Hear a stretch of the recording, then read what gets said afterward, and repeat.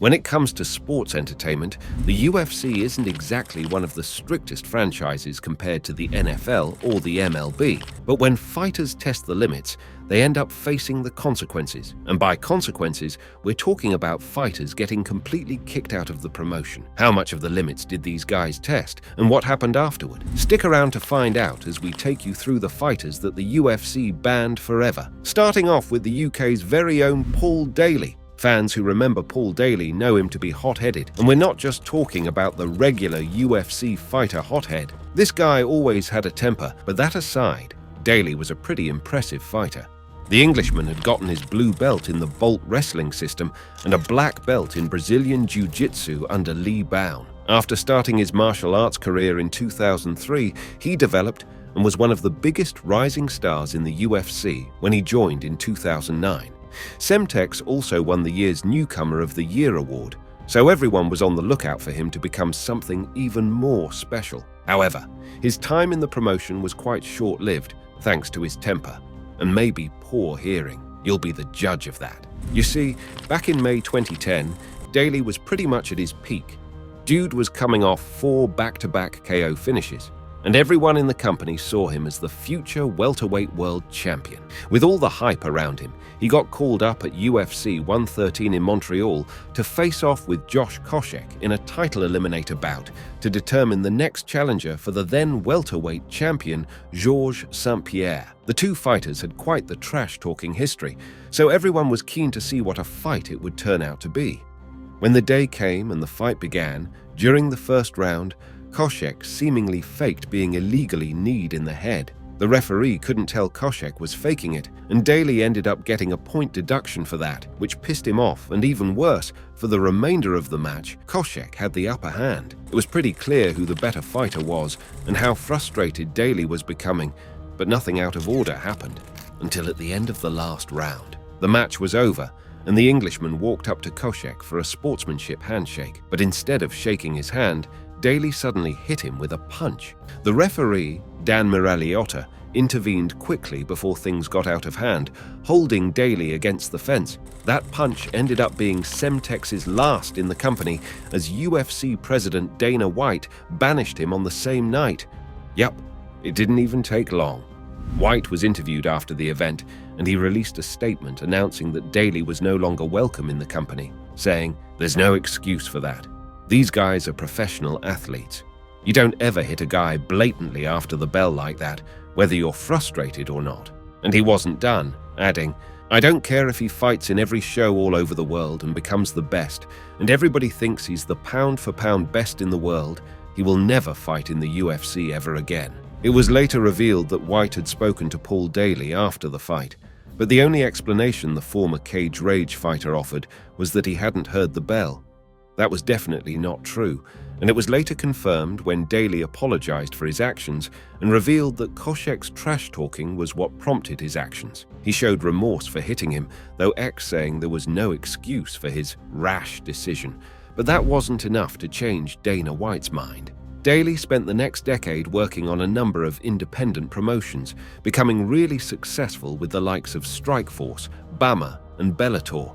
But all that success didn't earn him a move back to the UFC, and eventually, about a dozen years after this ugly incident, in May 2022, Daley had his final MMA fight at Bellator 281. On the bright side, he was still able to make a good career for himself. This next guy got banned for something quite similar and has never quite recovered. His name, Jason High. Jason was a young black belt wrestler from the University of Nebraska in Lincoln when he began mixed martial arts fighting in 2005. Just 5 years later, he was signed to the UFC. But this spell only lasted a few weeks at most.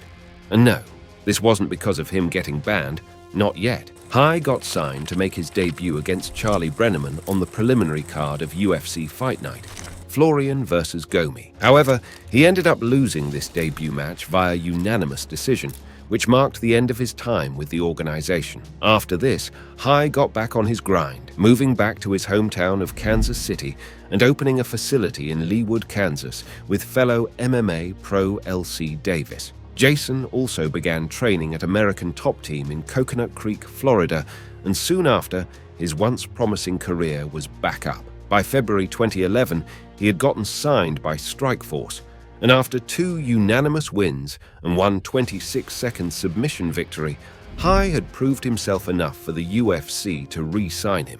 In the year that followed, he had a couple of impressive victories, including a first-round guillotine choke submission against James Head at UFC Fight Night 27. But Jason's fairy tale comeback ended soon after. With a 2-1 record in his second stint at the company, Hai faced the former champion Rafael dos Anjos at UFC Fight Night 42 in June 2014. Some felt it was too early for him to face a former champion, but Jason was quite confident in himself, demanding to be placed in the top 10 once he got the win. We'll put it like this, though. How the match ended couldn't be any further from a win. In fairness to Jason, he had put up a decent fight, staying on his feet till the second round. But that was as far as he'd go. Dos Anjos managed to connect with a big right hand, and it was a wrap. Jason wasn't so high anymore, crumbling to the canvas, obviously feeling that hit. With him down, the referee, Kevin Mulhall, ended the match with around 90 seconds left on the clock. Immediately, Jason struggled to his feet, disputing the stoppage and arguing he was still in the fight. And you know what? He wasn't out of place to do that, but when he went too far with his protest, was shoving the ref. That singular action was one thing the UFC didn't tolerate, and as soon as the event was over, Dana White announced he was permanently removing Jason from the roster, saying that Jason Highkid got up and pushed a referee. He's cut. I'm going to cut him. The furious UFC head even referenced the case we mentioned earlier, when he said, I look at the way Daly put his hands on his opponent after a fight was over. You don't ever touch a referee, ever. You're done here. He's been apologizing on Twitter, but he's done. True to his word, Jason Hai was done. He got signed with World Series of Fighting about a year later and worked in the regional circuit, but hasn't made it to any top-flight promotions since. The most recent action from Jason Hai was him competing in the lightweight division of the Professional Fighters League in 2018. One moment of anger really messed up this guy's entire career. That's an excuse our Ruslan Magomedov can't make, particularly since he got multiple opportunities at a second chance. When people talk about UFC record holders, they think of the likes of Khabib Nurmagomedov, Tito Ortiz, Kamaru Usman, and Randy Couture. Well, this dude also has a record of his own, only he explains how he got banned from the UFC for life. Ruslan joined the promotion in February 2014 after spending time developing in Russia and in the Bellator MMA circuit. By the time he got signed to fight in the UFC's heavyweight division, he had shown enough promise to be hyped as the next Dagestani big shot. Not only was Ruslan a known teammate of legendary lightweight and fellow Dagestani Khabib Nurmagomedov, but he also had an 11-1 record against a couple of notable opponents. And in the first couple of years after joining the UFC, Ruslan's performances seemed to be matching the hype. He missed out on a number of matches due to injury, but still boasted an unbeaten record in 3 UFC events by September 2016. However, on the 26th of that month, it all came crashing down with the USADA, which is the administrator of the UFC anti-doping program, suspending Magomedov for a potential anti-doping policy violation. Like in any competitive sport, the UFC doesn't tolerate anything doping-related, but for Ruslan, they didn't kick him out of the company. Instead, he was given a 2-year suspension and had to pay a total of $10,000 towards arbitration costs alongside some of his teammates. After serving the length of his suspension, Magomedov was set to return to the cage to face Marcos Rogerio de Lima on the 3rd of November 2018 at UFC 230. Fans were hyped to see if he could pick up where he left off. Unfortunately, some visa issues forced him to pull out of the fight and have Adam Wieczorek replace him. Little did fans know that this was his last chance at ever working in the UFC. Because just months later, in April 2019, the USADA again announced that Ruslan Magomedov had been found guilty of not just 1, but 2 doping violations this time. He had earlier tested positive for 2 anabolic steroids before refusing to complete the sample collection process as requested by a doping control officer during an out-of-competition test session in February 2019. Doing this just removed every hope he could of feigning ignorance. We guess this dude heard and misunderstood the saying, "once bitten, twice shy." Seeing as he was on his third doping violation, the USADA announced a lifetime ban on the Russian fighter, which also means a lifetime ban from the UFC. So that's the record Ruslan has, the first ever UFC fighter to receive lifetime ban from USADA. Crazy stuff, really. Since then, Magomedov has signed with the Russian ACA promotion, but hasn't quite found any success, getting knocked out cold in one of his 3 bouts and losing another by split decision, just like Jason High. Yet another promising career is down the drain. Moving on, we have one of the most famous fighters to have gotten banned from the UFC, Matt Riddle. Hold up, wait a minute. The same Riddle who won NXT Tag Team Champion, WWE United States Championship winner, and used to partner Randy Orton. Yup, this jerk-ass character in Vince McMahon's company actually used to be in the UFC before getting banned. Matt actually made his professional MMA debut in the UFC back in June 21st, 2008, when he defeated his fellow Ultimate Fighter castmate, Dante Rivera, via unanimous decision. From then on, Matt became one of the best in the company, facing off against some of the biggest names in MMA, including Nick Osipczak, Steve Bruno, Lance Benoit, DeMarcus Johnson, and TJ Waldberger.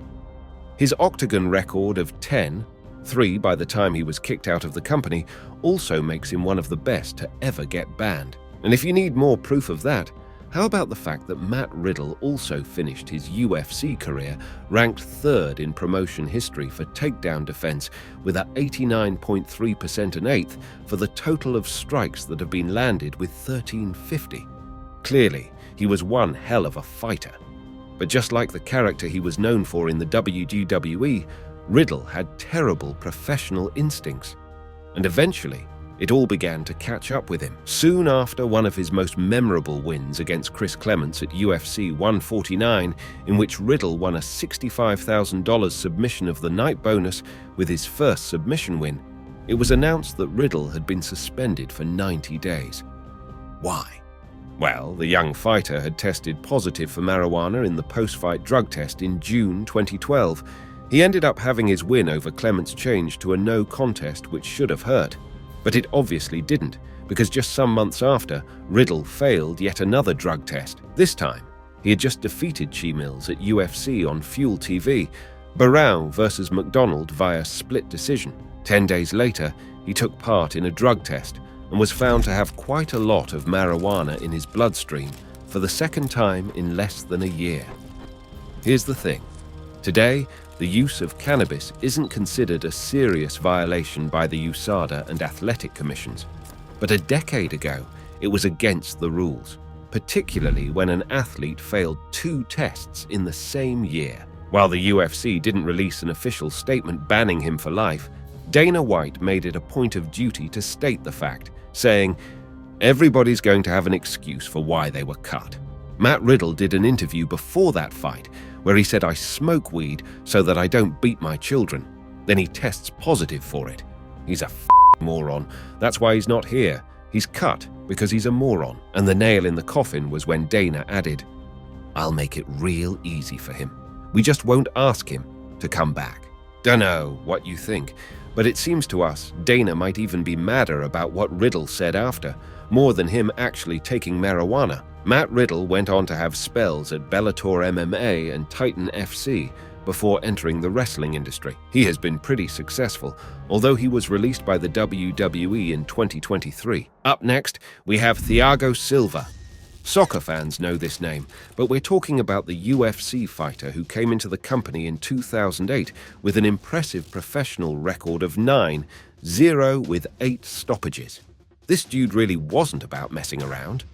By the time he came to the UFC, there were very high expectations around him, and for the next 7 years, he delivered on those expectations, bagging a superb 19-6-0 record with 2 matches ending in a no contest. His fights were entertaining and thrilling, but most of all, they were violent. And sure, the UFC is about 2 fighters beating the shit out of each other. But Thiago Silva's fights got even wilder than the regular face-offs. As long as it got the job done, No one minded, but the problem was when Silva's in-ring violence trickled into his real life. First, in 2011, Silva was found guilty for altering his urine samples for a drug test from his UFC 125 bout.